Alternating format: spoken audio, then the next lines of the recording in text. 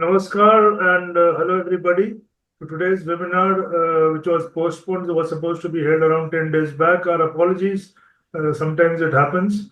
Today we have a very important topic, acute respiratory distress syndrome. And many webinars and even our webinars have discussed the management, but we often don't discuss the definition, etiology, pathophysiology, etc.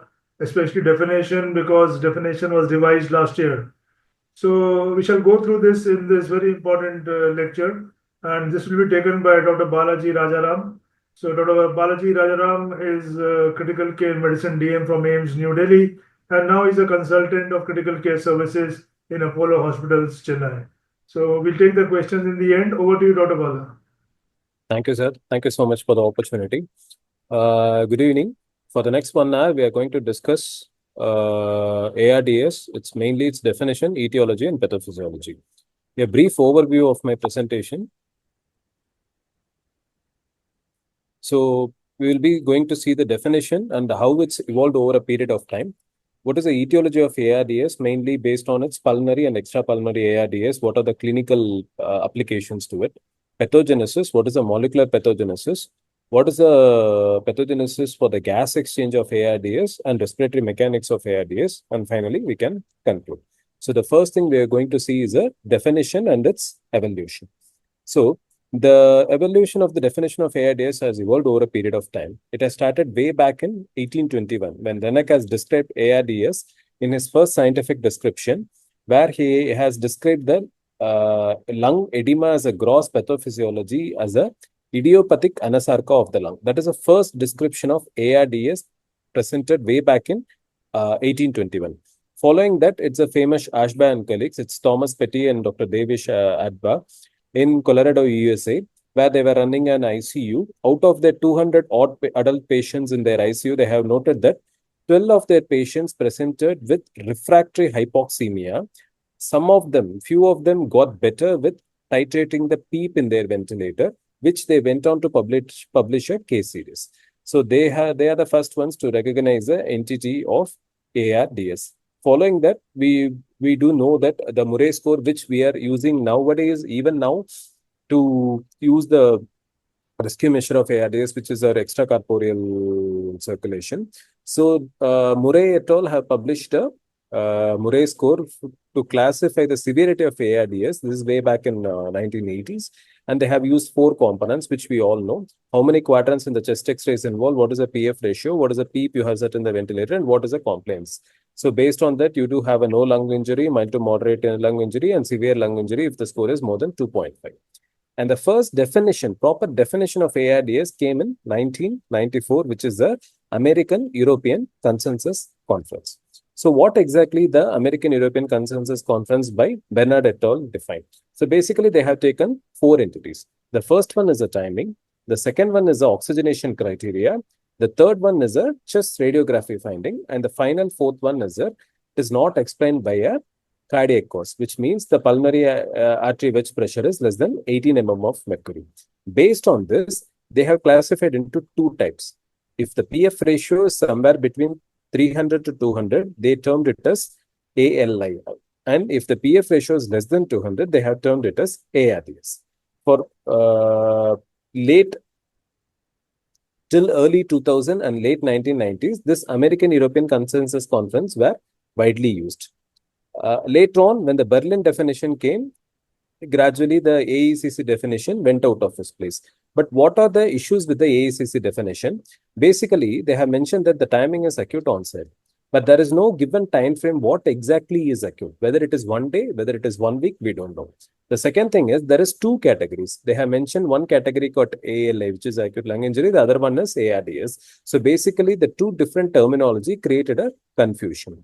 Third one is that they haven't used a PEEP cutoff before they went on to define the PF ratio, because we all know that PEEP, by the virtue of increasing the mean airway pressure, can influence the PF ratio. So there is no PEEP cutoff. So PF ratio is influenced by the PEEP, but they haven't mentioned any PEEP cutoff in their definition.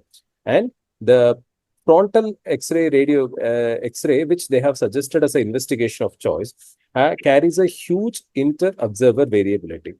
And the pulmonary capillary, regarding the pulmonary capillary wedge pressure, one, the need for PAC.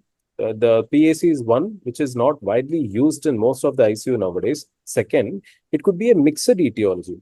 A patient with ARDS can have a congestive cardiac failure as well. So that both ARDS and acute pulmonary edema can coexist.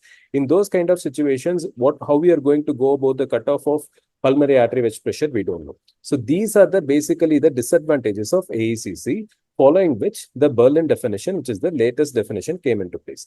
The Berlin definition has the following things. One, the timing. So the first, they tied over the issues with the timing. They have given a clear 1 week of timing from the known clinical incidents. Second, the issue with the frontal radiography. So either you can do a chest X-ray or you can do a CT as well. And they have mentioned that the bilateral fluffy opacities, which is not explained by your effusion, lobar collapse, or nodules. Third one, they have taken off the need of the pulmonary artery catheter. Rather than that, they have just mentioned that either you can use a objective measurement like echocardiography to rule out the hydrostatic edema. Fourth one, the influence of PEEP on the PF ratio. They have mentioned that any PEEP or CPAP of more than 5, and they have given the severity of ARDS as well.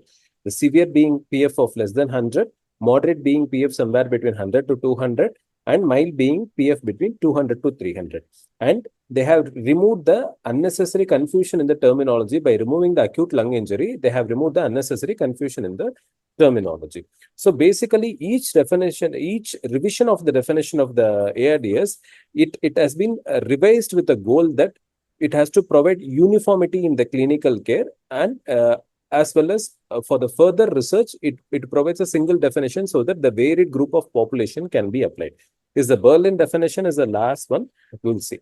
So yes, the Berlin definition is further modified by something called global definition of ARDS. But what is the need for this global definition of ARDS? First, the non-invasive measurement of oxygenation, which is the pulse oximetry, starts getting validated across various studies. One, there has been a outbreak of a pandemic in the form of COVID pneumonia.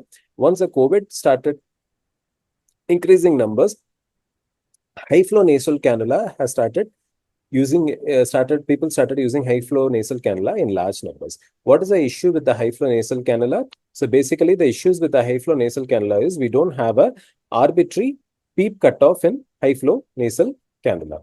And finally, what is the last issue?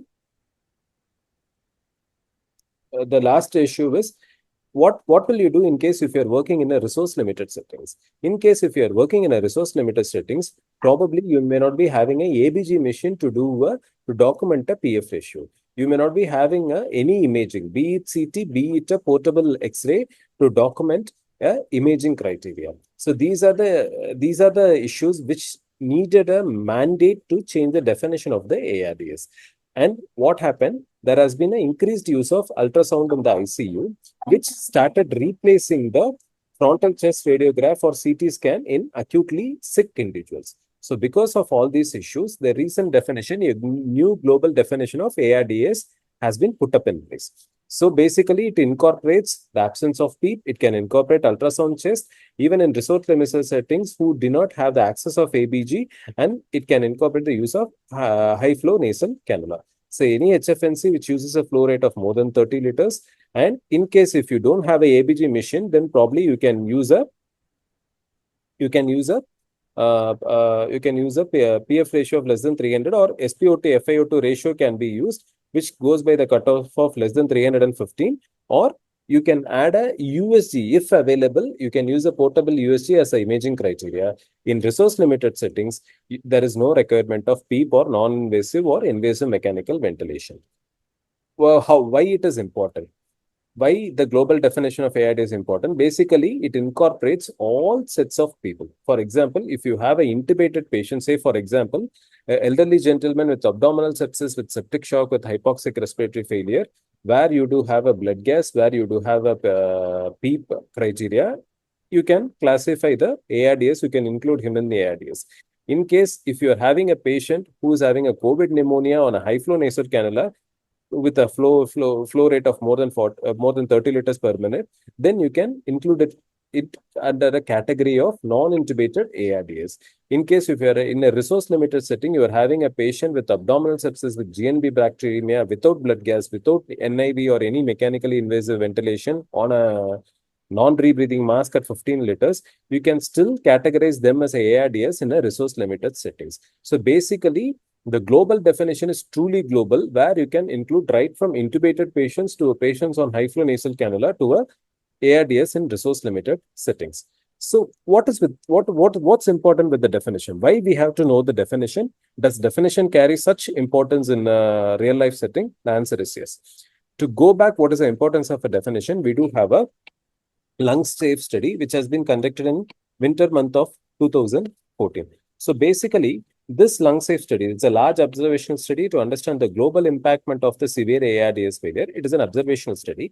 It is conducted across 50 countries and 450 ICUs, close to 30,000 population. It is an observational study. So basically, what did the lung safe study did?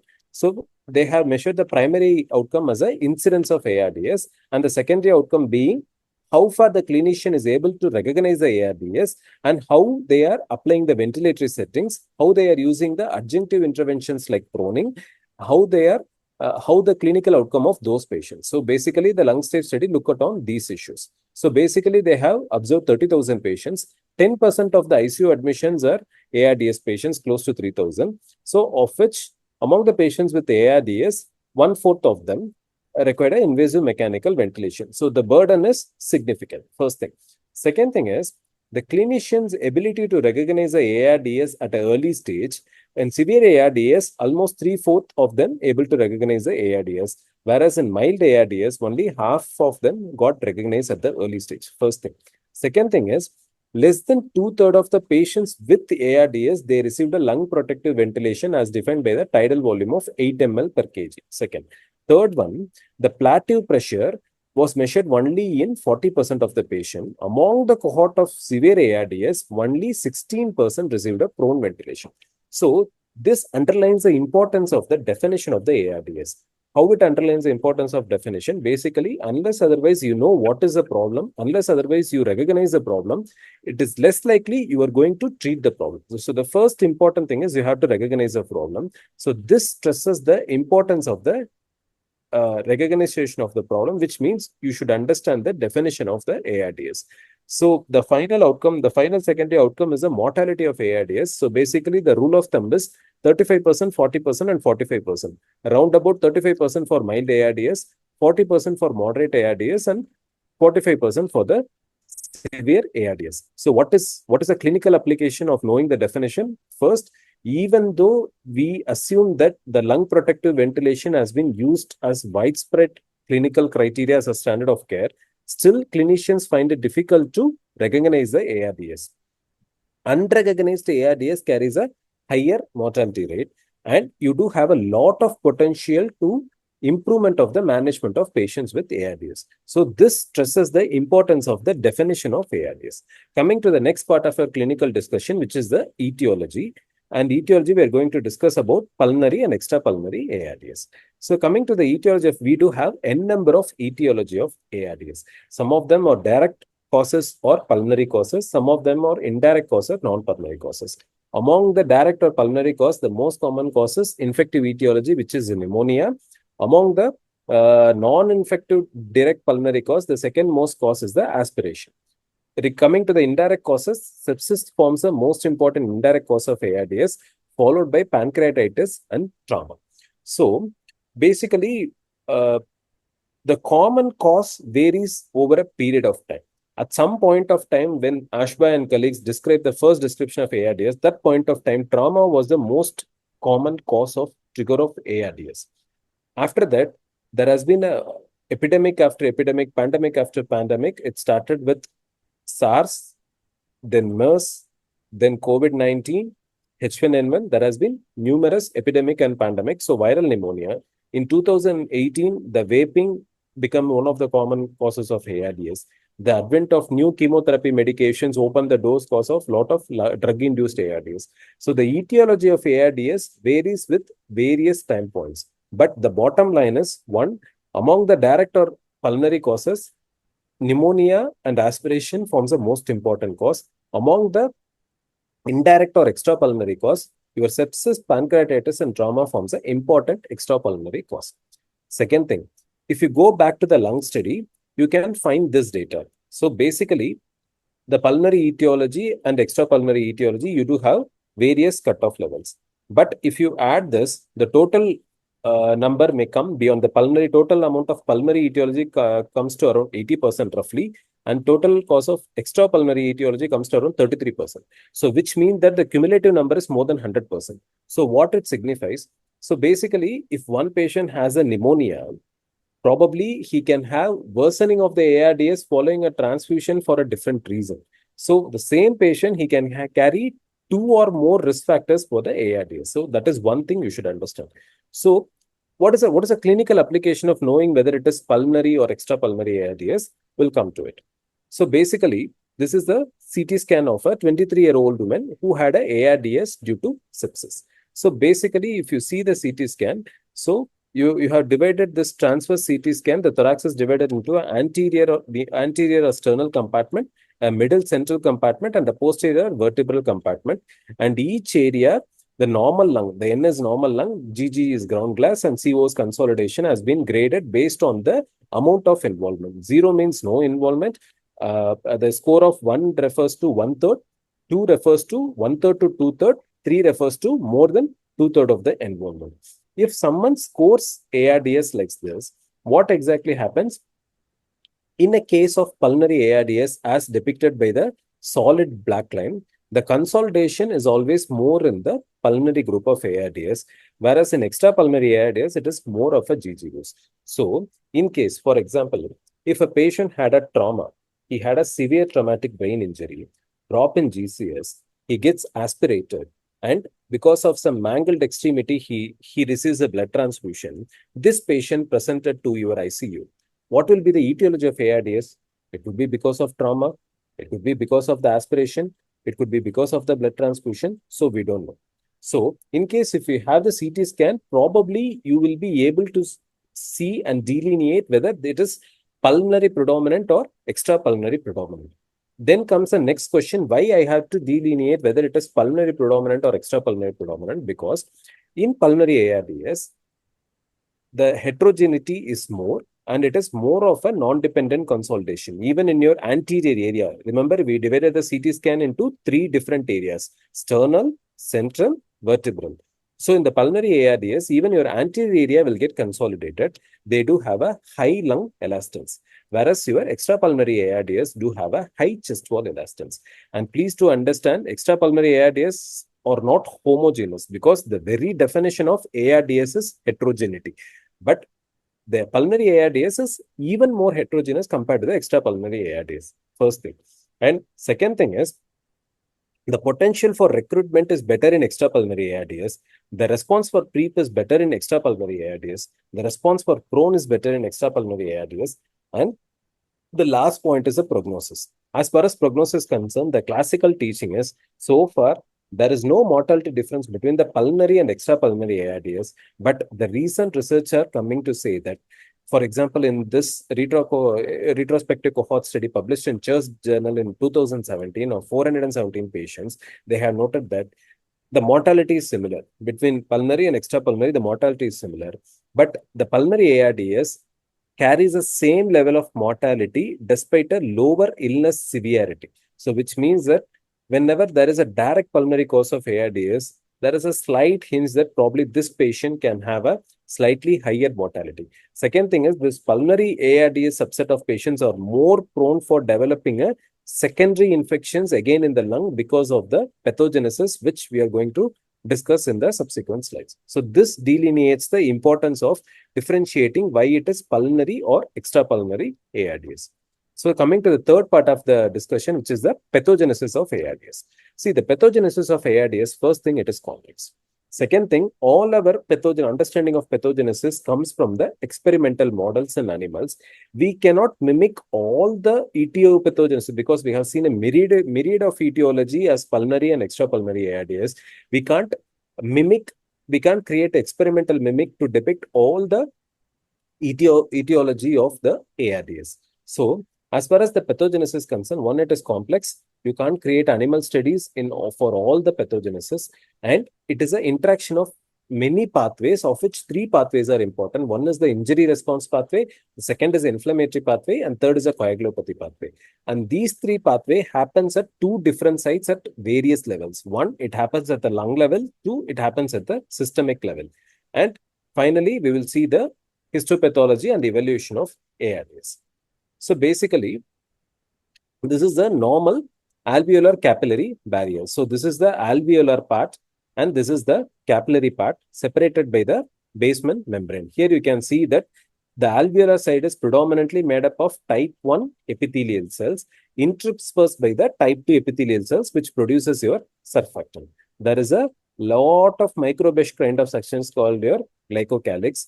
Your type 2 cells produces the surfactant, and it does carry some ion channels, which in case if there is accumulation of water, it eliminates the water by ensuring the optimal functioning of these ion channels. Then coming to the endothelium, you can see that there is a intact tight junction of the various endothelial cells. There is no breaks, and there is an intact endothelial glycocalyx, and there are no adhesion molecules anywhere here. And the white blood cells, including the neutrophils, RBCs, and platelets, they do transit, but none of them is adherent to the endothelial cell of the capillaries. What happens in case of a mild injury? So basically, water starts accumulating. Your alveolar site starts expressing some cytokine molecules. Your type 2 epithelial cells will get degranated. Your type 1 epithelial cells, there will be a loss of tight junction. When there is a loss of tight junction, two things happen. One is structural disintegrity. The other one is functional impairment. When the structural disintegrity happens, your leaking fluids from plasma will start accumulating in the alveoli. And because your type 2 cell is not functioning efficiently, what happens? It may not be able to pump back the fluid into the capillary site. And when the type 2 alveolar epithelial cell is not able to function properly, then the production of surfactant becomes tough. There won't be any surfactant. When there is no surfactant, there is an increased surface tension. When there is an increased surface tension, your alveoli will go for a collapse. This happens in the alveolar side of the capillary, your alveolar capillary barrier. What happens in the endothelial cells? The same thing. First, the structural integrity gets lost. On that side, it is a epithelial cells. On this side, it is a disrupted tight junction of the endothelial cells. When the structural integrity gets lost, your fluid creeps in, which means that there is a leakage of paracellular fluid into the plasma.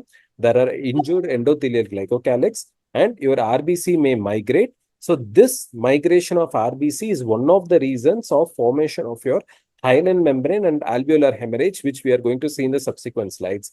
And previously, there is no adherence of your neutrophils or other immune protective cells. But when there is a disruption in the endothelial cells, all your polymorphonucleosides may get adherence, started releasing various biomarkers.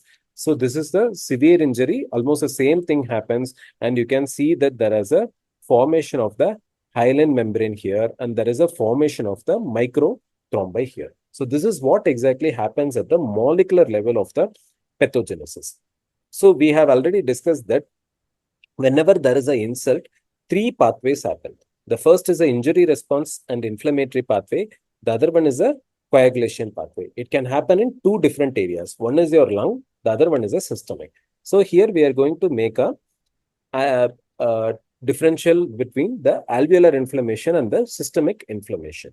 So here the graph goes by worsening or increasing alveolar inflammation, and here it goes by the worsening or increasing systemic inflammation. Four possibilities are there. Normal alveoli. So your alveolar inflammation is normal, but the systemic hyperinflammation is there.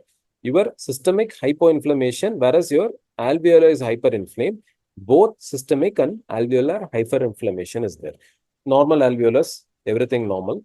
In case of systemic hyperinflammation and alveolar hypoinflammation, this typically happens in the extrapulmonary ARDS. For example, pancreatitis, bacteremia, trauma with long bone fractures. So what exactly happens? So basically, all the immune cell mediators, it comes from there is endothelial dysfunction, there is abnormality in coagulation, there is a systemic inflammation, which starts extravasating, disrupting your alveolar capillary membrane. What is the third subtype? It is your alveolar hyperinflammation and systemic hypoinflammation. This typically happens in H1N1, COVID, or any aspiration or any pulmonary inhalation of toxic fumes. Any pulmonary ARDS can start the pathogenesis by this pathway. What is central to this pathogenesis is a disruption of your alveolar epithelial cells and damage to the structural and functional integrity of your alveolar capillary membrane. And what if both are abnormal? So it is a chaos and catastrophe which happens. Putting things into perspective, why we should know what happens to type 1 cells, what happens to type 2 cells, why it is of clinical importance to me. So we do have a retrospective analysis, which is a latent class analysis. It is a combination of various well-conducted studies like ARMA, alveoli, and ARDS net trial. And they have noted that by measuring certain biomarkers, they have picked up 30% of your hyperinflammatory patients. In these hyperinflammatory set of patients, they have noted two things. One is there is an increased prevalence of shock. There is increased non-pulmonary sepsis. Why it should happen? So basically, we have noted that whenever there is a hyperinflammation, then there is a inflammation is bad in both the sides. When there is bad inflammation in both the sides, you have a disseminated release of cytokines. It can either leak from the lung, go to the distal organs, or it can release from the distal organs itself. When there is a cytokine storm, obviously you are going to have a worsening organ dysfunction. This is one thing. Second thing is, there are certain therapeutic targets under research where it can be given to suppress inflammation. For example, simvastatin. So simvastatin has not proved to have any benefit in ARDS in general, but in case of specific phenotype like hyperinflammatory subphenotype, simvastatin may carry some mortality benefit, but it has to be proven in further trials. So this is one importance of the pathogenesis. What is the next importance?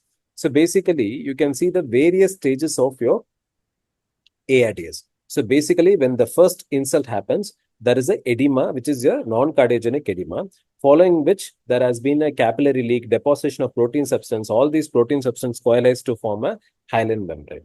So this is what the sequence. So you do have an early exudative phase and you do have a late proliferative phase. What is the importance? What is my clinical application in this? In case, if the insult is way back prior to 7 to 10 days, then when I do have a hyperplasia and fibroproliferation of the hyaline membrane, when I started having a fibrous tissue deposition, at that point of time, probably my patient may not respond to high PEEP, my patient may not respond well enough to proning, and that is not appropriate time to start steroids. So, yes, the pathogenesis definitely do carry a serious clinical applications. Finally, to coalesce the pathogenesis, so you do have a alveolar capillary barrier injury, which can decrease your lung compliance. When the alveolar is flooded, you can have a VQ mismatch. When type 2 cells become dead and denudated, there is a decreased surfactant, which can cause reduced surface tension and end alveolar collapse. When there is a platelet and endothelial activation, it forms microthrombi, it creates a lot of dead space, and it can create a pulmonary hypertension. And whenever there is a hyperinflammatory phenotype, both in the lung as well as in the systemic vessels, then probably that patient elicits a very high SIRS, causing increased prevalence of shock and increase in non-pulmonary sepsis. So this is the important clinical application of your pathophysiology. Then coming to the fourth part of the topic, which is the gas exchange in ARDS. We all know ARDS has two gas exchanges. One is high CO2, the other one is low PO2. And the most common reasons are RS belows. The most common cause of hypoxemia is going to be your shunt, and the most common cause of hypercapnia is going to be your dead space. Is it just that? Will shunt cause only hypoxia? Will dead space cause only hypercapnia? These two are the predominant mechanisms. Yes, these two are the predominant mechanism. VQ mismatch is a predominant mechanism, but there are more to it. We will see one by one and what are the clinical applications to it. First one. So basically, these are the various pathophysiology which can impair the gas exchange in ARDS. We will see few important ones. First thing is the VQ mismatch. Basically, V by Q, ventilation by perfusion. So it is not that just a numeric correlation.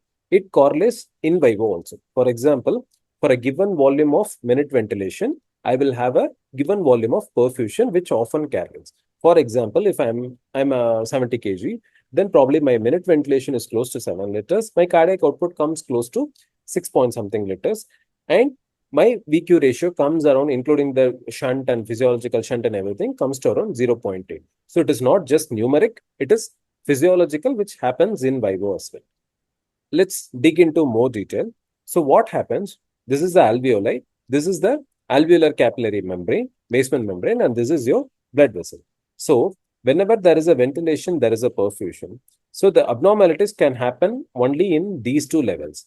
In ARDS, in early stages, it is less likely that this is going to be of any problem. So we can eliminate the third part, which is the basement membrane. So whenever there is a problem with the ventilation, so basically your numerator is less, so perfusion is more than ventilation, low VQ, predominantly hypoxia.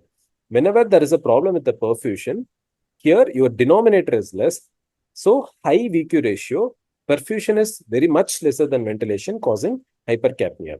In extremes of situations, and as I told earlier, this is less likely to contribute any abnormality in gas exchange in ARDS. And extremes of situation where your ventilation becomes absolute zero, then it is called as shunt. And when your perfusion becomes absolute zero, then it is called as dead space. So this is the very simplified version of the gas exchange abnormality. We will go one step in detail. First thing, we will discuss about the shunt. As far as shunt is concerned, we do have three kinds of shunt. The first is a physiological shunt. The second one is a intracardiac shunt.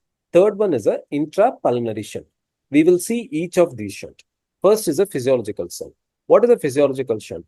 Even in a normal person, I do have certain venous channels which may not drain into my pulmonary circulation. Rather than that, it drains directly into the left side of my system. What are those channels? It can be Thebesian veins from cardiac venous effluent. It can be deep through bronchial veins. Even though I do have this physiological shunt, in a normal person, it is always less than 5%. So that is why our VQ is not perfect. It is around 0.8.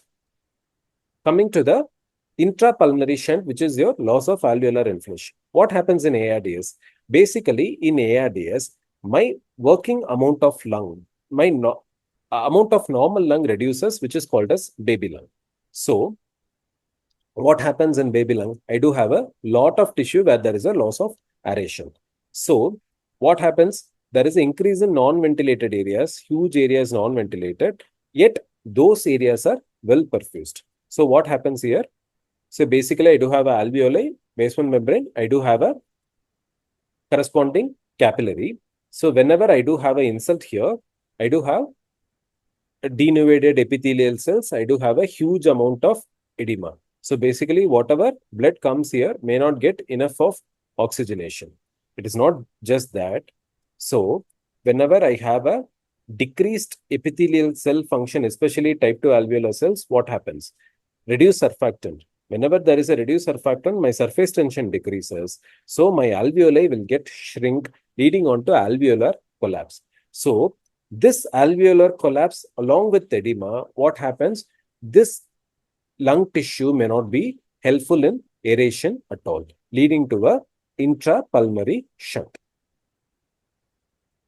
So we do have a formula to calculate the total venous admixture. Coming to the, so we have just finished this shunt.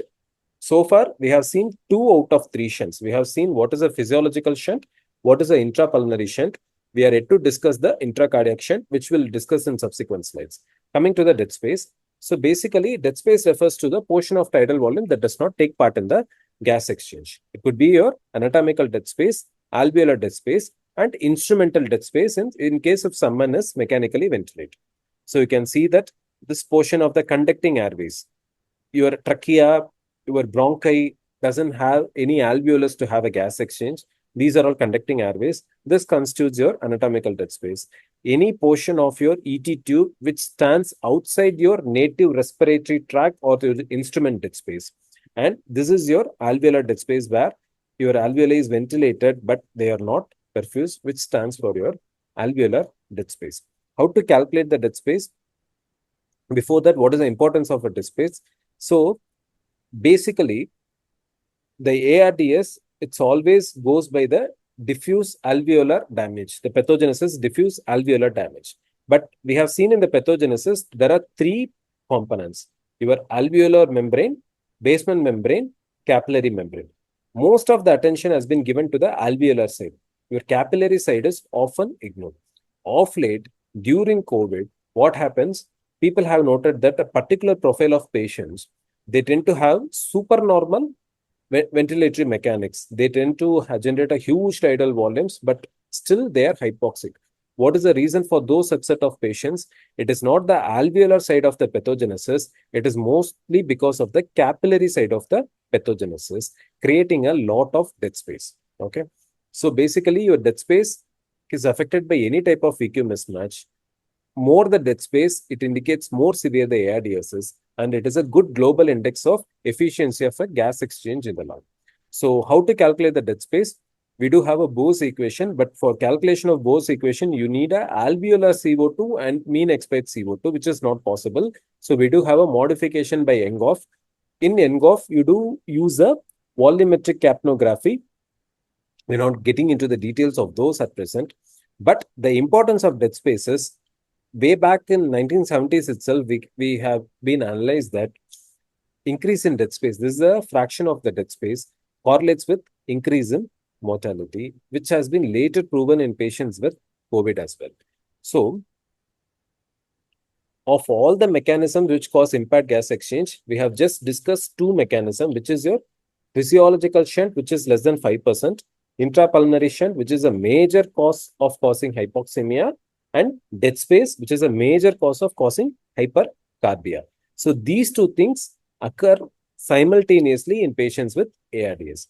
For example, patients, basal lung segments, as you go towards the middle of the lung segments.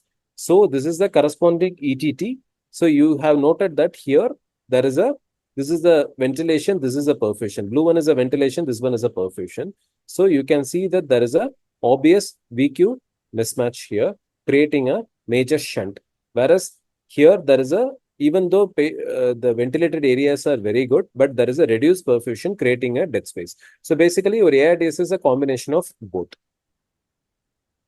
So your alteration in ventilation can be caused by your alveolar flooding, collapse of the alveoli, atelectasis, sometimes hyperinflation, which kind of constricts the adjacent alveoli, and your infection causing severe pneumolysis.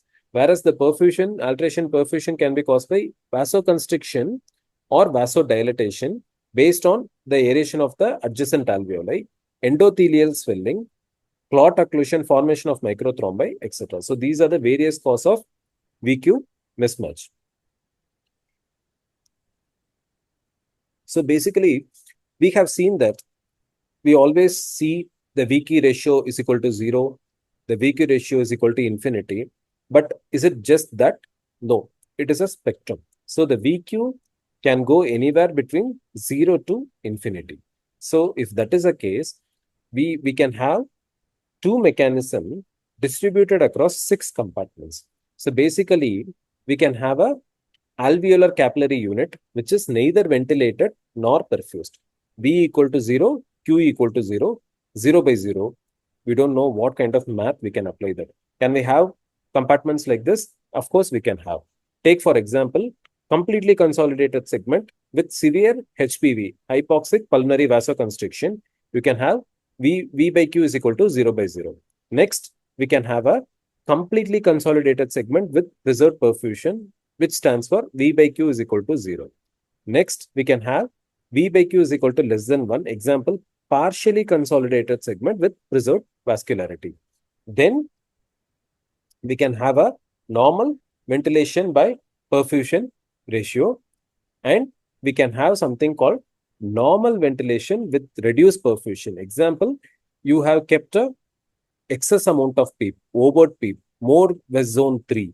In that is the case, you can have a normal ventilation with reduced perfusion.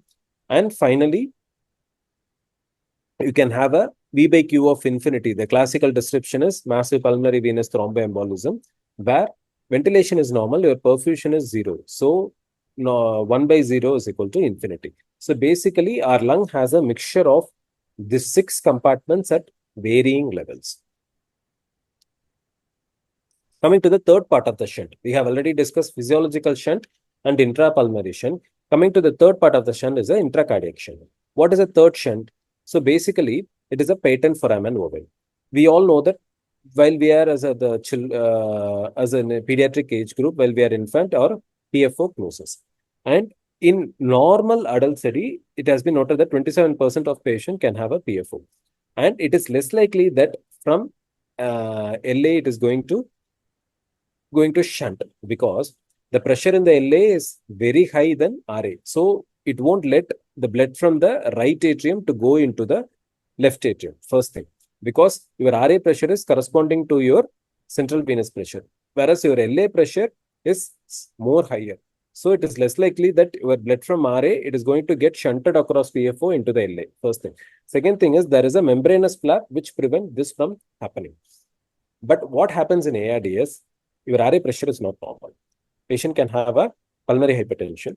Patient can have a corpal myth. Patient can be on high PEEP. All of this can increase your RA pressure to very high levels, causing shunting to happen. Yes, theoretical possibility is there, but whether clinically it happens, the answer is yes. So this is a study which has been conducted in France, 200 patients with severe ARDS. So they have noted that they have conducted TE in each of these patients, and they have conducted a bubble study.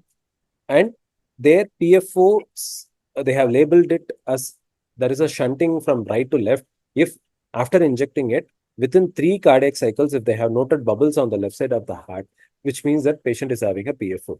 1 in 5 patients, close to 19.2% of patients with severe ARDS tend to have a PFO. And what is the importance of those subset of patients? Their response to PEEP is poor. Why their response to PEEP is poor? We have been thinking that the predominant mechanism of hypoxia in patients with ARDS is going to be shunt. If I increase the PEEP, I'm reducing the shunt fraction. But if that particular patient is going to have a patent PFO, what is going to happen? The moment you increase the PEEP, your RA pressure increases. The moment you increase the RA pressure, then the shunt fraction, which passes from the right atrium to the left atrium, also increases, causes worsening of hypoxia. So, as expected, the patient response to PEEP will be poor first. And there is need for increasing use of, obviously, when your PEEP is not helping, you will be using the other rescue measures. So there has been increase in the use of rescue measures like prone ventilation and inhaled nitric oxide. They do have less ventilator free days and less ICU free days. So this is the third mechanism, important mechanism of causing altered gas exchange in ARDS. What is the next one? It is a hypoxic pulmonary vasoconstriction. We are not going into the core of the physiology. We will see what are the things which can be applied at the bedside. First, what is hypoxic pulmonary vasoconstriction? It is a physiological mechanism. It is a protective mechanism. Basically, in your lung, when that particular alveoli is not ventilated, your blood vessel will become small so that your VQ ratio will be optimal. How it is happening? Basically, you would have something called redox coupling between the smooth muscle cells of the pulmonary artery and alveolar epithelial cells. This mitochondria senses the oxygen tension. When it senses that the oxygen tension is low, what happens? It alters the oxidation and reduction balance by altering the ratio of NAD, NADH, NADP, NADPH, FAD, so on and so forth. And the bottom line is they influence the potassium channels and calcium channels in the alveolar epithelial cells, by the virtue of which the pulmonary artery will vasoconstrict. So bottom line, hypoxia, vasoconstriction, based on redox coupling between two things, which is your pulmonary artery smooth muscle cells and alveoli. So of course, it's a complex interplay. What happens in ARDS? This redox balance, how which it alters, there is an imbalance between the vasoconstrictors and vasodilators. In patients with ARDS, because of the cytokine storm, when there is a efflux of cytokines, the imbalance between vasoconstrictors and vasodilators will happen, because of which your hypoxic pulmonary vasoconstriction may get lost. The loss of hypoxic pulmonary vasoconstriction may evade the protective reflex. This is one mechanism.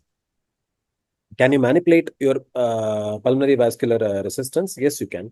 you can give a systemic vasoconstrictor, vasodilator. You can give a alveolar vasodilator as well.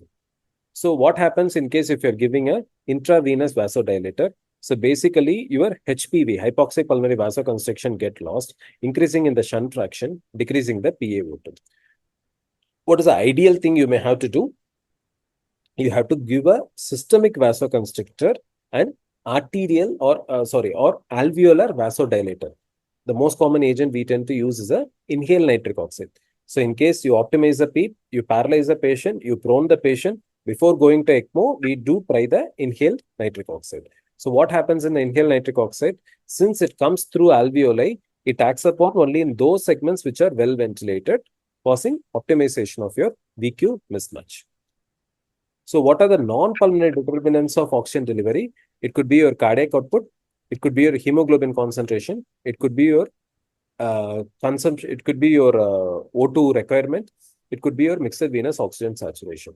So we will see the influence of these things, of which your requirement of O2 can go up in ARDS. For example, patient had aspiration pneumonia, having fever with rigors. So both fever increases your O2 demand, and rigor also produces a lot of shivering, produces a lot of carbon dioxide, and shivering increases the muscular activity, causing increased O2 demand. So these are the other things virtue of which you can optimize your oxygenation.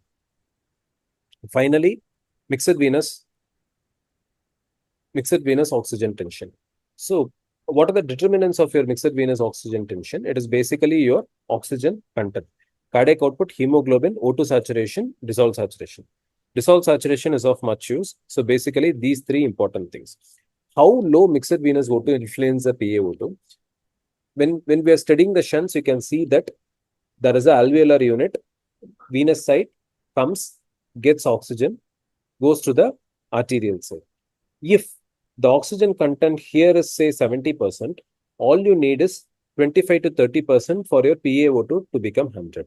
If this is 45%, here you have to pump in 60% to make it 100. So any pathology which causes low mixed venous oxygen tension will cause low PaO2. So how we can increase the mixed venous oxygen tension? Optimization of hemoglobin. But we can't pump in so much of hemoglobin because even your transfusion is one of your cause of extrapulmonary ARDS. So you have to find a fine balance. Cardiac output. Yes. Can we increase the cardiac output? Yes, we can. But again, how it is a double-edged weapon. Cardiac output by increasing your mixed venous oxygen tension can increase your PaO2. But what happens is cardiac output can increase your shunt fraction also. In case the shunt fraction get increased, then your PaO2 may drop. Or else, if you increase your cardiac output, your pulmonary vascular resistance may decreases. Or you may lose your hypoxic pulmonary vasoconstriction as well, causing decrease in PaO2. So, it is a very complex interplay. It is not very simple. So, the bottom line, the pathogenesis, how we are going to apply it clinically. So, if I do have a loss of aeration, hypoxia is a predominant problem, then probably if I have a lot of lung infiltrates, if I go and check in the ventilator, what is the amount of my baby lung? If my baby lung is too small, then probably I'm dealing with the predominant shunt. Then I will resort to high PEEP and early proning. If I do have a lot of CO2 issues, but my compliance is high, then my problem is not atelectasis or a loss of alveolar space. Rather than shunt, dead space is my problem. If it is a dead space, then probably I may come down on my PEEP because high PEEP will worsen the inflation, may worsen the dead space. I would consider anticoagulation, doing a CT chest with PE protocol, do rule out the dead space. In case if I do have, by doing a CT chest with PE protocol, if I do find any abnormally dilated vessels, it may point towards that my HPV is lost. If that is the case, I will avoid hyperoxia. I will use the FiO2 judiciously to target SpO2 as simple as 19. In case if I'm having a low mixed venous oxygen tension, I will try correcting my cardiac output. I will try correcting my hypovolemia. I will try correcting my systemic O2 demand. But be careful about the cardiac output because, as we seen earlier, the cardiac output can influence your oxygenation in two ways. By increasing the mixed venous O2, PO2 can become higher. But if it increases the shunt fraction, your PO2 may fall. Finally, if I have done all this, it's not working out, then probably I can consider a TE to rule out any PFO. So this is how your gas exchange physiology can be applied to your bedside. One last thing about the dead space, which is often ignored part. So in this example, this is an interesting article. So basically here they are ventilating a man with a predicted body weight of 71 kg, who is 175 centimeter. Minute ventilation in the ventilator is 13 liters, whereas your alveolar ventilation and dead space ventilation is 5 to 7 liters respectively. So increase in CO2 happens. So they were able to call the ECMO team. Before that, what the treating team finds? They have noted a variety of dead space here. So there is a connector which has a 5 ml. There is a CO2, EtCO2 sampling port which carries 5 ml. There is a HME filter which carries 60 ml. There is a catheter mount which carries a 30 ml. Then there is a suctioning space which carries 18 ml. So once they have found so many dead space, the cumulative dead space comes close to 200 ml. After optimizing it, they have reduced it to close to 100 ml. After doing that, the alveolar ventilation, it increased from 5.6 liters to close to 9.2 liters. That particular patient didn't require ECMO at all. So these are the things you have to apply from the physiology at the bedside. In case, if you're having a patient with ARDS in whom CO2 is an issue, who has a decent PO2, these kind of instrumental clutter and instrumental dead space you can really look upon and you can remove so that you can avoid a unnecessary extracorporeal therapy. So we are coming to the final part of your topic, which is your respiratory mechanics. So basically, your ARDS, as defined as definition, it has rapid onset, 1 week, respiratory failure not explained by the cardiac reasons, yes. But what is often ignored? A lot of importance has been given to the oxygenation. Basically, it is PF ratio of this, PF ratio of that. But we didn't give much of an importance to a lung mechanics. It is often an elephant in the room, which is often not addressed. So basically, yes, the problem of ARDS can cause worsening of lung mechanics, but at the same time, your wrong ventilation strategy also can worsen the pathophysiology. We will see very simpler concepts. We are not going to discuss in detail. So the disease process is also a problem, yes, but at the same time, your treatment process may also harm the patient. So it is either ventilator-induced lung injury or ventilator-associated lung injury. It almost similar to ARDS. It can be either inflicted or aggravated by the mechanical ventilation. It can be caused by both your invasive and non-invasive ventilation. Is it a recent concept? No. Way back in 1700, Dr. Fotherhill has described the pathophysiology, where while resuscitating a patient in coal mines, he has mentioned that rather than using a bellows, I would rather use mouth-to-mouth resuscitation because bellows doesn't know how much a human lung can tolerate. So it has been described way back in 1700s. And after the advent of polio, during the epidemic of polio in Denmark, Stockholm, they have noted that there is a specific complication which happens in patients who's on positive pressure ventilation. They have named it respiratory lung syndrome. This respiratory lung syndrome, according to their description, is characterized by low lung compliance, low vital capacity, increased O2 requirements, and the histopathology is almost similar to diffuse alveolar damage, which is a ARDS. So the current concept is the first hit is whatever the pulmonary or extrapulmonary cause. The second hit is often because of your inappropriate ventilatory strategies. So is ventilatory induced lung injury a misnomer? We'll see. It could be a misnomer because VILI can happen even in a spontaneously breathing patients. And since the histopathology is almost similar to ARDS, that is a hyaline membrane formation, neutrophilic alveolitis, and diffuse alveolar damage, you may not be able to say that this 40% of diffuse alveolar damage is because of primary problem. The rest 60% is because of ventilator. You can't differentiate. But what you know is there has been a reduction in mortality of ARDS from 90% to 45% in severe ARDS. And what is the major change in therapy of ARDS that we have achieved so far? It is a reduction in the nosocomial ARDS, that is the reduction in the inappropriate ventilatory strategy. It is a widespread use of lung protective ventilation. So which means that the better term is going to be it is a ventilation induced lung injury rather than ventilator induced lung injury. Is VILI, the ventilation induced lung injury, is just one factor? No, it is a combination of factors. What are those combination of factors?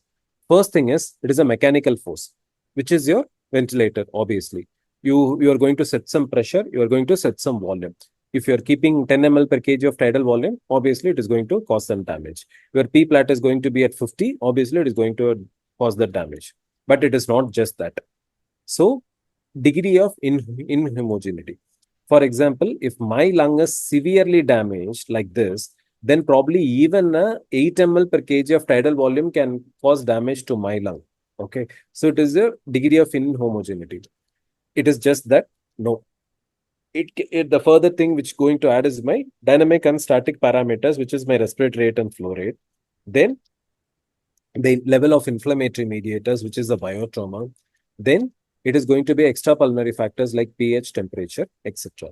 So your ventilator-induced lung injury is not one thing. It is a culmination of various factors. So we'll finish off the novel concepts first, simplistically. What is barotrauma? Baro is pressure, trauma is injury. So basically, this is the first concept discovered way back in 1970s. Barotrauma in clinical medicine refers to presence of air in the extra-alveolar space. As simple as that. It could be your pneumothorax, pneumomediastinum, pneumoperitoneum, etc. Subcutaneous emphysema, etc. It could be any of these manifestations. So basically, extremes of positive pressure, there is a difference between your alveolar pleural pressure. So what exactly happens here is, here you do have a alveoli connected in series, normal alveoli, over-distended alveoli, consolidated alveoli. When you pump in 500 ml of tidal volume, so much of the alveolar gas goes here, causing over-distension. Very few gas enters here, creating a balance. If you keep on pumping 500, 500, 500, 500, at some point of time, what happens? Even this consolidated alveoli will also gets expanded. When this consolidated alveoli gets expanded, what happens? Along the pathway of least resistance, where the vascular sheath enters, there will be a breaks in the lung cytoskeleton. When there is a break in the lung cytoskeleton, your air escapes through the break. That is the pathway of least resistance, causing a subcutaneous emphysema or pneumomediastinum or pneumothorax. This is the barotrauma. What is volutrauma? So basically, this is this experiment where they have conducted an animal experiment. So basically, they have three groups: normal tidal volume, high pressure, high tidal volume with high and low pressure.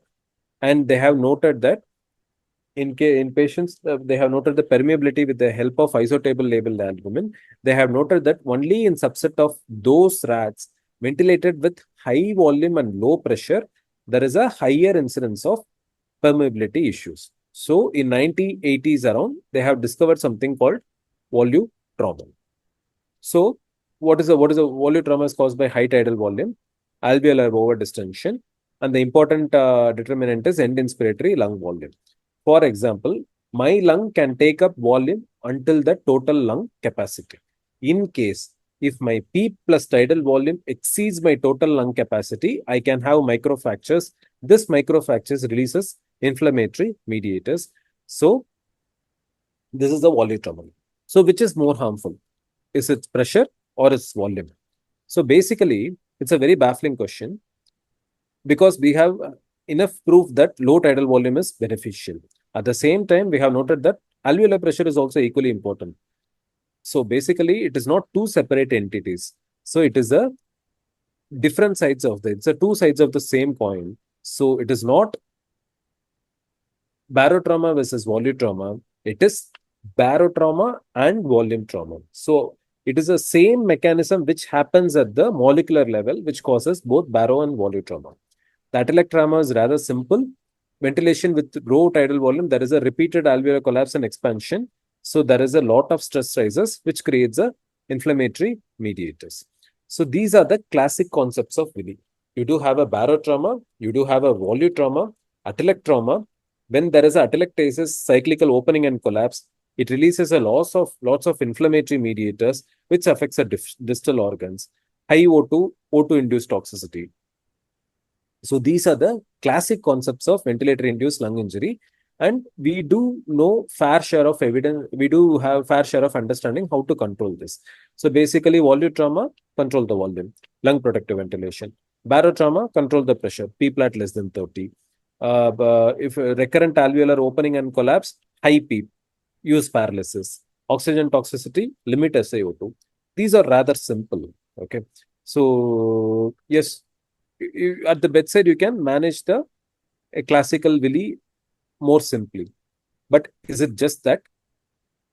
Even after following a low tidal volume ventilation, after matching the P plat, this experiment has shown that in patients in whom they have ventilated with 6 ml per kg of tidal volume and P plat of less than 30, which satisfies your volutrauma and barotrauma cutoff, they have noted that in certain group of patients, around 1/3 of patients, they do have a tidal hyperinflation. So in patients who doesn't have this tidal hyperinflation, they do have a better cytokine profile. But why do this happens? So which means apart from this classic concept of VILI, we do have some novel concept of VILI. So limiting tidal volume and plateau pressure alone is not sufficient.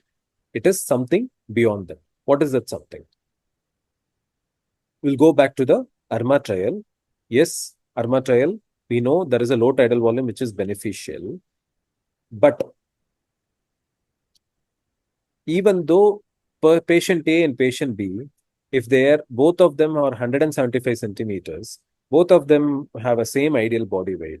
If I put 6 ml per kg of volume here and 6 ml per kg of volume here, is it going to cause the same effects? The answer is no, because ARDS is heterogeneous. It varies from patient to patient. It varies from one patient in one time to another. It varies from various lung regions. So the one size is not going to fit at all. So the blanket recommendation of 6 ml per kg and blanket recommendation of less than 30 of plateau pressure is of no use. First thing. Second thing is the driving pressure. We have 30 P plat of less than 30, higher P, lesser tidal volume. But which among these components is more beneficial? We have to see. Because as we see in the example, if we pump 400 ml in both the CT as we described earlier, here the transpulmonary pressure is only 5, whereas here the transpulmonary pressure goes up till 30. So basically, you can't just stop at 6 ml per kg. You have to adjust that volume to the amount of baby lung, which is the functionally active lung. How you are going to adjust it is the next question. So this is what Amato et al. Have done in their retrospective analysis. They have selected 3,500 patients, collected the data from various trials conducted at various periods of time. It's a retrospective analysis of a patient-level RCT from 9 major trials, and they have noted that. So this is the manipulation of various pressures. This is the mortality. If they ventilate the patients with same P, the mortality is still different. If they if they match the patients for the same plateau pressure, the mortality is different. What they have noted is, in case if the driving pressure is same, then it corresponds with the mortality more. So they have finalized that it is not the tidal volume, it is not the plateau pressure, it is not the P. So what exactly helps the patient is going to be your driving pressure. First thing. Second thing is, so yes, it sounds little philosophical, but life is 10% what happens to you, 90% how you are going to react. So Gattinoni et al., what they have done is they started applying the engineering concept to the lung. They started explaining this VILI in more detail. So basically stress, strain, mechanical power. These are the 3 concepts which they have given. What is a stress? Basically, you are giving some energy into the lung. That is a stress. After absorbing that energy, your lung is going to get deformed. That is a strain. So basically, stress is a force acting per unit area, the same unit as pressure. And you are putting this pressure at the lung skeleton, which contributes the elastic recoil pressure of the lung. Can you measure the stress? Yes, by measuring transpulmonary or P-plat, you can measure, but the prerequisite is that all the lung units has to be uniform for it. So if you measure the plateau pressure to some extent, you can measure the stress given for the lung. But what happens in the reality? First thing, this uniformity is not there in ARDS. ARDS by definition is heterogeneous. Second thing is, not all the lung units communicate to the trachea because it can be blocked by a mucosal plug. It can be atelectasis can happen.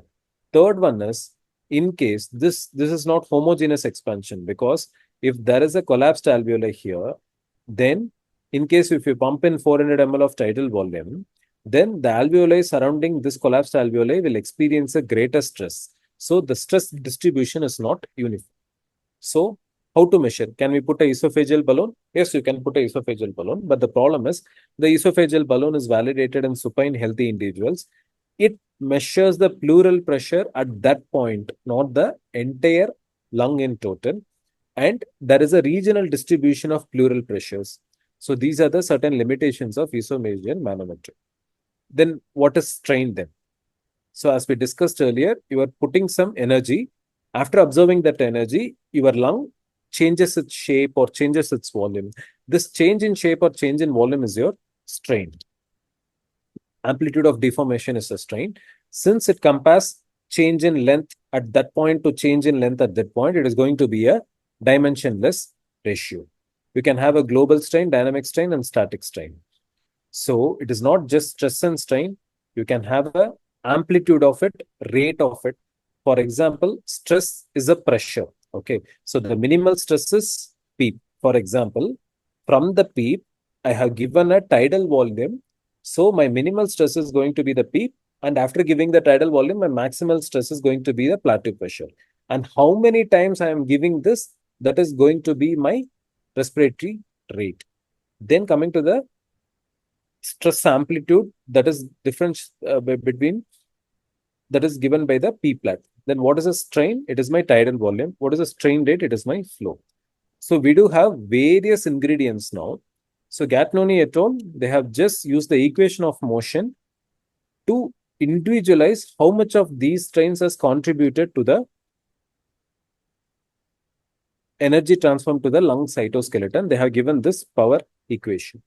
So at the end of the discussion, they have mentioned that a threshold level of 12 joules per minute is associated with high mortality. So whatever things you manipulate, even if you manipulate respiratory rate, you manipulate tidal volume, elastance, IE ratio, resistance, tidal volume, PEEP, whatever it is, everything is going to manipulate your mechanical power. If your mechanical power is abnormal, it is going to cause high mortality levels. So we have discussed in the mechanics, we have discussed the basic concepts that is your volutrauma, barotrauma, biotrauma, atelectrauma. Then from that, we have taken the discussion to three newer concepts, which is your stress, strain, and mechanical power. And finally, the heart-lung interaction, deflation, and effort-induced lung injury. Heart-lung interaction, simple. When you inspire, breathing in, what happens? Your lung will completely obliterate the RV cavity. Okay. When you expire, what happens? Breathing out, your RV becomes overfilled. There is a high pulmonary blood flow. So your pulmonary circulation goes through a period of high flow, no flow, low flow, high flow, no flow, low flow, creating a lot of capillary stress failure, endothelial injury, causing a alveolar damage. So this is why heart-lung interaction causes significant ventilation-induced lung injury.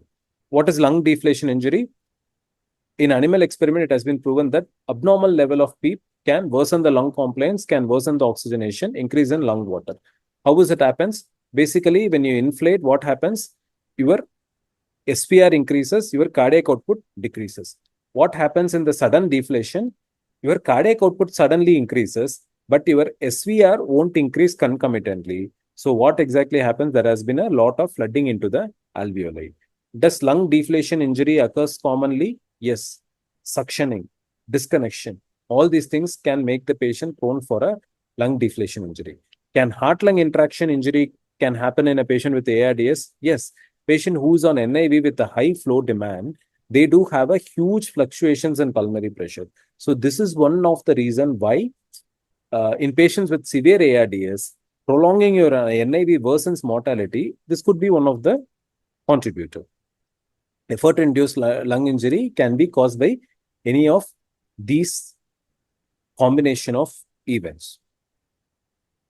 So how we are going to manage this? Yes, how we are going to manage the classical concepts of VILI? We know we do have a preset pressure volume targets. How we are going to manage the novel concepts? So volume trauma, yes, I will lower the tidal volume. Biotrauma, I will lower the tidal volume and optimize the PEEP because biotrauma is caused by repeated alveolar opening and closing. I have to stop that cyclical opening and closing. So I have to optimize my PEEP as well. And heart-lung interaction, how I am going to reduce? So again, I have to lower my tidal volume. I optimize my PEEP level. Lung deflation injury, I will avoid abrupt disconnections. Effort-induced lung injury, I will reduce the requirement of I will reduce the O2 consumptions by sedating the patient, by paralyzing the patient, by treating the acidosis, by avoiding double triggering. I will reduce the effort-induced lung injury. This is during invasive ventilation. In case of non-invasive ventilation, then you can see that in severe ARDS, if after following any measure, if patient continues to generate high, then probably you may have to intubate early. So why we have to know all these concepts? So basically, we are progressing towards the precision medicine. In the precision medicine, you do have various subtypes of ARDS where you have a phenotype, subgroup, subphenotype, and endotype. So for a proper identification of intervention which is going to benefit, you may have to further subclassify and identify these pathologies. Yes, volume and biotrauma, it's easier. Lung protective ventilation, P plat of less than 30, tidal volume of 6 ml, driving pressure of less than 30. And by doing this, you can reduce the athletic trauma by PEEP optimization, prone ventilation, neuromuscular blockade.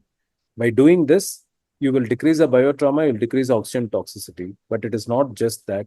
You may have to pay attention to your stress, strain, mechanical power, and novel VILI concepts. So final part of the discussion is conclusion. So understanding the pathophysiology, you have to recognize the ARDS early, which has a known to cause improved outcome. The global definition is important, especially in resource-limited settings. Etiology, please note the change in trends. Predisposing factors, yes, you can helps in the prevention of ARDS. For example, optimizing the number of transfusions, etc. Differentiating pulmonary and extrapulmonary ARDS, please understand the variations in pathophysiology, outcome, and treatment response. As we have noted, extrapulmonary ARDS may be more PEEP responsive, maybe more prone responsive. And prone may not be useful and steroids may be harmful if you understand the chronology. For example, from the exudative phase, if they have progressed to the proliferative phase, then putting the patient on steroids or giving them a prone ventilation may not be useful. Yes. So, thank you. Thank you, Dr. Balaji. So just switch off the share screen.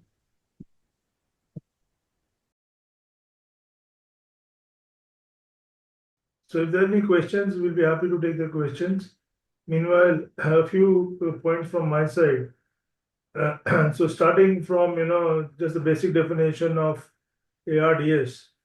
So why is ARDS ARDS? Why is it? It's a syndrome. So why is it called so? And why certain etiologies which cause acute hypoxemic respiratory failure are included while others are not? All AHRF is not ARDS, right? So there are conditions which cause AHRF with PF less than 300, which are not classified as ARDS. So ARDS is actually a histopathological definition, apart from the fact that it has PF less than 300. So when Ashford, saw these patients in way back in 1967, he's the one who first described it. He did the autopsies in these patients and found the lungs were full on hyaline membranes. Hyaline membranes are protein-rich, fibrin-rich exudates. So all these patients had hyaline membranes. That is also called hyaline membrane disease of the newborn. And therefore, ARDS is a disease characterized histopathologically by hyaline membranes. And is all pneumonia, ARDS, bilateral pneumonia with PF less than 300. So just to take it forward, what is there in the definition and histopathology, etc. So all bilateral pneumonia is not ARDS. Yes, it is acute hypoxemic respiratory failure, but if pneumonia does not have these hyaline membranes, it does not classify as ARDS because its course is going to be different because it does not go on to fibrosis and it goes on to septic complications. So this is a point to be understood why all conditions are not under ARDS. There are conditions like acute eosinophilic pneumonia, acute interstitial lung disease, also called Hyman-Rich syndrome, and BOOP. They are not classified as ARDS. They can all cause PF less than 300, and most of them respond very well to steroids. So that is one thing which needs to be understood very well. Why all conditions are not classified as ARDS. Then moving on to the diagnosis. So it's very important, to get the etiological diagnosis. So for the etiological diagnosis, BAL is very helpful, and it has been shown that if the patient has not received antibiotics, the yield of BAL is 80 to 85% in terms of etiology. Now, if the patient has received antibiotics, it drops to 15-20%. So here the role of PCR comes into play. So PCR has become very important, PCR multiplex, and I think we should all be sending it, though it's costly. At the end of the day, it is cost effective, and it picks up unusual organisms, etc. And then also there's a role for transbronchial biopsy in the proper centers where they can do it, because transbronchial biopsy yields diagnosis other than pneumonia or the usual diagnosis. Of course, you need a good pulmonology understanding of this, and so if the indications are there, transbronchial biopsy alters the diagnosis because it alters the treatment. Then other thing is, you look at a chest X-ray, it has bilateral infiltrates, you think it's a pneumonia, whatever the clinical setting is, but the X-ray cannot tell you the etiology of pneumonia. Okay. However, if there is predominantly an interstitial pattern that is linear shadows mainly, that is a pointer towards viral or a atypical pneumonia, though even viral and atypical can have fluffy shadows. Then other thing to be realized is the onset of fever when the patient is recovering and is in the fibroproliferative phase. When the patient is in the fibroproliferative phase, because of remodeling and release of various molecules, you often get fever. Okay, so this should not be taken as VAP. It's very important that the patient should not be pumped with antibiotics. Then moving on about atelectasis. So there are two types of atelectasis described in ARDS. One is a loose atelectasis and one is a sticky atelectasis. The loose atelectasis occurs because there's a collapse of the alveolar because of altered surfactant production. There is a altered surface tension, and these respond very well to PEEP. They open up very easily. The other kind is the sticky atelectasis. The sticky atelectasis is due to inflammation, and these alveoli tend to stick and they don't open so easily with PEEP. Then moving on to another concept which is not well known. Supposing the patient is improving and responding, can he go into fibrosis? Yes, despite improvement, once there is a fibroproliferative phase, he will resolve, but sometimes he can go into fibrosis. Okay, so even if the patient's primary disease responds, he can still go into fibrosis. And the other thing is, once he goes into fibrosis, can this fibrosis resolve if you maintain him on the ventilator?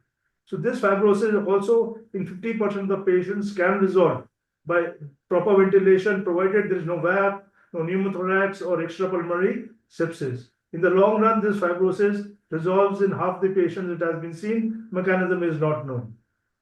Then Dr. Balaji, he pointed out clearly about the hemodynamics, and he showed you that 20% can have acute cor pulmonale. They have. It has been seen. 20 to 30% of the patients have acute cor pulmonale due to altered pulmonary hemodynamics because of thrombi, hypoxic vasoconstriction by putting them on the vent, the pressures rise, so on and so forth. So the cardiac output is very important, because when you ventilate, ultimately you want to deliver oxygen. So the cardiac output is getting affected, the oxygenation will be affected. So one must always consider the cardiac output when one is ventilating these patients. Then moving on to the other aspects, he mentioned a lot of things. So is over distension harmful, or atelectasis harmful? Which is more harmful, overdistension or atelectasis? So we do not know. There is no clear answer. There is no clear answer whether you should overventilate, give more volume or less volume, that is atelectasis or overdistension. Then we often look at the compliance when we set the ventilator. So is best compliance the best way, one of the better ways? Or should we target the best compliance when you look at P plat and your driving pressure or mechanical power? So here again, there was a large study, ARDS study conducted by a Brazilian group, which showed clearly that best compliance is not the answer, because you get a global best compliance, but there are areas where the compliance will be very low, and there'll be areas where the compliance will be good, over distension and under distension. So you get a global compliance picture when you look at compliance, but there'll be areas over distended, over areas under distended. Then he showed you clearly the mechanisms for hypoxia and hypercapnia. The mechanisms for hypoxia are shunt and dead space ventilation mainly, and impairment and diffusion also. Diffusion also contributes to hypoxia. So what is the dead space? So simply dead space, once again, dead space is that area where there is ventilation but no perfusion. And what is shunt? Shunt is that the blood is flowing through but there is no ventilation coming in. So that is dead space, and that is when you're shunting. Now, if you look at if you look at the CTs, you may not find much in the CT or in the X-ray. The patient may be grossly hypoxemic, and similarly, on the same concept, there may be two patients. One patient may be having a lot of hypoxemia and very little in terms of infiltrates on the CT X-ray, while the other will be having a lot of infiltrates but very little hypoxemia. So this has to do with your perfusion abnormalities. So it is not only the consolidation and the GGOs which matter, it is even the perfusion which is not picked up easily. So if there is a lot of perfusion disturbance, the GGOs become secondary. It is the perfusion abnormalities which are causing the hypoxemia. So that was what I wanted to say. Basically, few tips from my side. And ARDS at the end of the day is moving towards precision medicine. You have to individualize the settings. Okay, one like Dr. Balaji showed, one rule does not apply to all, or one size does not fit all. So you look at mechanical power. You start with P plat. You look at driving pressure, mechanical power. But at the end of the day, we are still looking for the holy grail. We do not know what is the best speed. We do not know what is the best tidal volume. All right. So maybe in the coming years, we can get an answer to this. And that is primarily because each patient is very different. The disease is different, heterogeneity, and the extrapulmonary effects also. So that was all I wanted to say. Anything else you wanted to say, Dr. Balaji? There are no questions. No, sir. No, sir. Nothing from my sense. Okay. So I think we shall end the session with that. Thank you, Dr. Balaji. Very extensive coverage. Thank you, sir. Thank you very much. Thank you, sir. Thank you for the opportunity. Thank you, sir.